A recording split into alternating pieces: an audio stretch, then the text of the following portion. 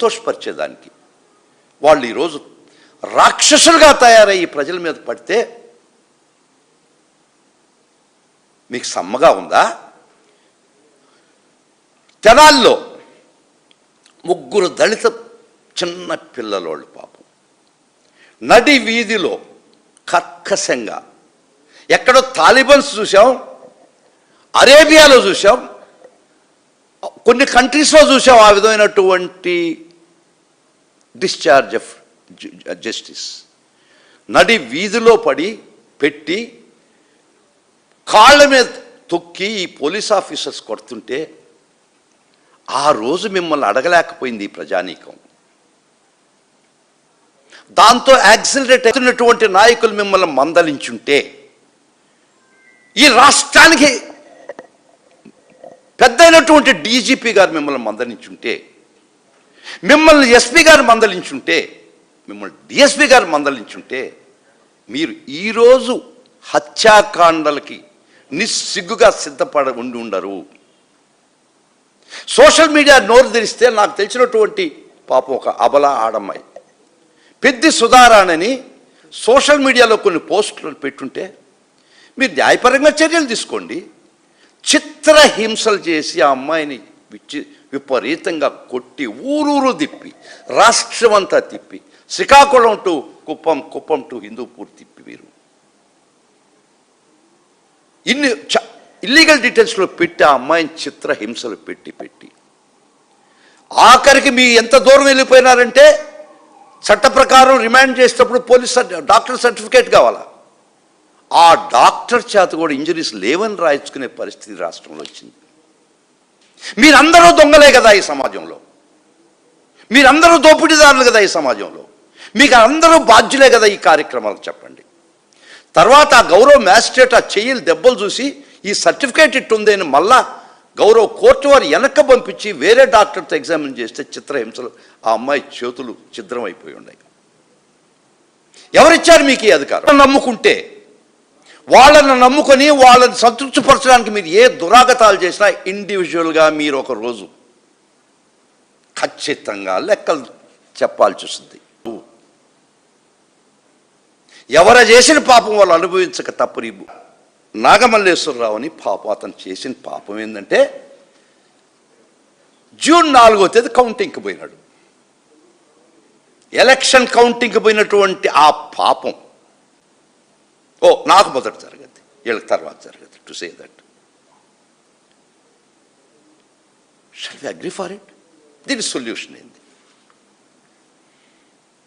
ఒక alliance create చేసుకున్నాం, పార్టీలకు సంబంధం లేకుండా క్రియేట్ చేసుకున్నాం, ప్రజల్లోంచి ఉద్యమం తీసుకొస్తాం, ఆ ఉద్యమం చట్ట పరిధిలో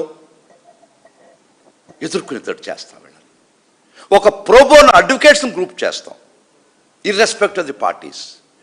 24/7 లీగల్ ఎయిడ్ ఇచ్చేదానికి ఒక వ్యవస్థను క్రియేట్ చేసుకుంటాం. అన్నతో మాట్లాడదలుచుకున్న విషయం 24/7 ఒక లీగల్ ఎయిడ్ ఇచ్చి ఒక సెంట్రల్ పాయింట్ పెడతాం. వైఎస్ఆర్ కాంగ్రెస్ పార్టీ మా నాయకుడు ఇచ్చినటువంటి మాకు ఆదేశం అది. మా నాయకుడు చెప్పినటువంటి ఈ వ్యవస్థను ఎదుర్కొనేదానికి మా నాయకుడు ఇచ్చినటువంటి 24/7 లైక్ ఒక కాల్ సెంటర్ ఖచ్చితంగా మేము స్టార్ట్ చేస్తున్నాం. మా లీగల్ సెల్లు మనోహర్ రెడ్డి గారు, సుదర్శన్ రెడ్డి గారు వారి చేతిలో legal cell. I'm not the president of legal cell, but I'm general secretary for the YSR legal affairs. So what we're trying to do it, pro bono advocates ఒక గుడుకుని తీసుకొస్తాం area wise. But it will take some time. Overnight చేయలేము కదా, create చేయలేకపోవచ్చు. ఈ విధమైనటువంటి ఒక వ్యవస్థను క్రియేట్ చేస్తాం. నాన్ పొలిటికల్ ట్రేడ్ యూనియన్స్ని గ్యాదర్ చేస్తాం, మేధావులది ఫోల్డ్లో తీసుకున్నాం, కామన్ ప్రజల కోసం పోరాడదాం. చెప్పండి, ప్రతి ఒక్కరూ వస్తాం, ఇల్లీగల్ డీటెయిల్స్ మీద కేసులు వేస్తాం, ఇంకా డిఫెన్స్ ఆడొద్దు. We're decided to play the offence. ఒక్కటి గుర్తుపెట్టుకోండి, నన్ను కాదు కదా అనుకోబాకండి. నీకు తెలిసినోడు ఎవడైనా తెలవనోడు కూడా పోలీసు అరెస్ట్ చేస్తున్నప్పుడు కానీ, జీపులో ఎక్కిస్తున్నప్పుడు కానీ దూరంగా నిలబడైనా డిజిటల్ యుగం ఇది, తప్పించుకోలేరు వాళ్ళు.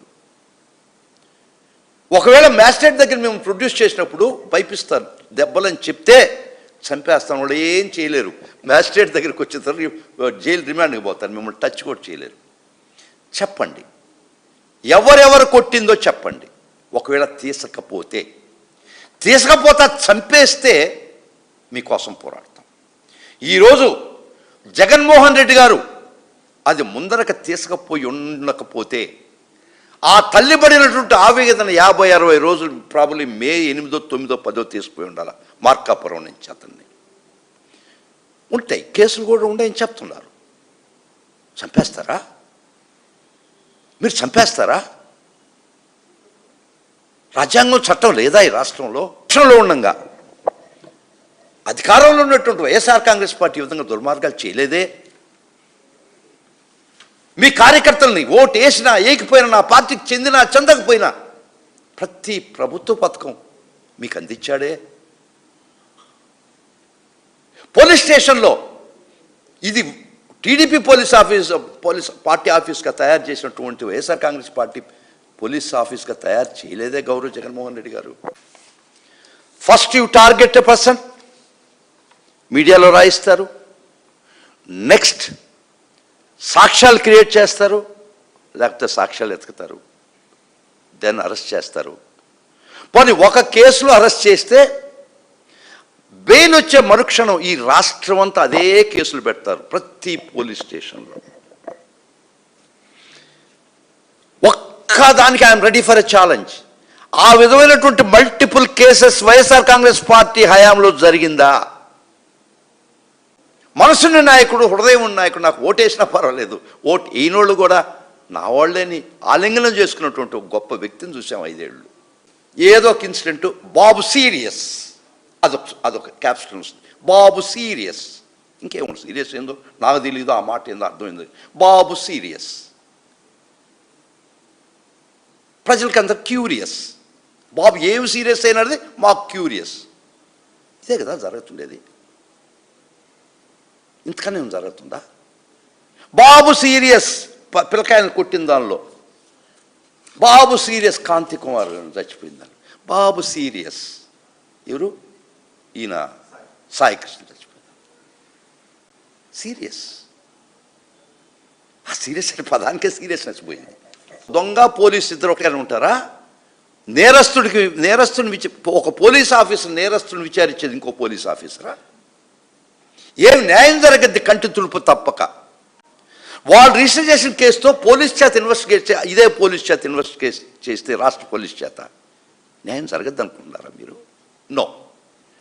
ఇది ఖచ్చితంగా ప్రతి ఒక్క కేసులో కూడా ఈ పోలీస్ వ్యవస్థ డైరెక్ట్గా ఇన్వాల్వ్ అయినటువంటి కస్టోడియల్ డెత్స్ అన్నిట్లో కూడా సిబిఐ ఇన్వెస్టిగేషన్ జరిగితే న్యాయం జరగదు. That's the only alternative. ఈ నియంతృత్వం పెరగద్ది. చీకటిలోనే ఈ నియంతృత్వం విరాజిల్లుతుంది. ప్రతి పౌరుడు ఒక సాక్షిగా నిలబడదాం. ప్రతి పౌరుడు, every citizen must become a witness. And we should systematically document political overreach through video recordings. Video recordings ఎక్కడ ఏమి చేస్తున్నా కూడా పోలీసు ఓవర్ రీచ్ కైండ్లీ ప్రతి ఒక్కరికి ఈరోజు స్మార్ట్ ఫోన్ వాళ్ళ చేతిలో ఉంది. ఎవరినైనా జీపెక్కిస్తున్నా, అరెస్ట్ చేస్తున్నా, చేసినా అది ఇల్లీగల్ అరెస్ట్. మీరు వీడియో రికార్డ్ చేయండి, మాకు పంపించండి. Centralized command we are trying to start, but establish చేస్తాం. First step we are going to start it 24/7. మేము బ్రాడ్ ప్యాటర్న్లో non partisan alliance across the civil society తీసుకురావాలని ప్రయత్నం చేస్తున్నాం. పార్టీలకు అతీతంగా పౌరుల పార్టిసిపేషన్తో ఇండిపెండెంట్ ట్రేడ్ యూనియన్స్ ఖచ్చితంగా మేము మాట్లాడతాం. స్టూడెంట్ గ్రూప్స్తో మాట్లాడతాం, ప్రొఫెషనల్ బాడీస్తో మాట్లాడతాం, పబ్లిక్ని ఎడ్యుకేట్ చేస్తాం వాళ్ళ ఫండమెంటల్ ప్రాథమిక హక్కుల్ని. తర్వాత డిమాండ్ ఇన్స్టిట్యూషనల్ సపరేషన్, అది లాంగ్ టర్మ్ స్ట్రక్చర్ సపరేషన్ అనుకోండి. ఒక broad based political awareness group, దాన్ని క్రియేట్ చేయడానికి వైఎస్ఆర్ కాంగ్రెస్ పార్టీ సర్వవేళలా చాలా సీరియస్గా ప్రయత్నిస్తుంది. ఇది మా నాయకుడికి మదిలో కలిగినటువంటి ఆలోచన మాకు చెప్పడం జరిగింది. సో ఇంప్లిమెంటేషన్ అనేది లీగల్ సెల్ మీద ఉంది. That I hope that will do it.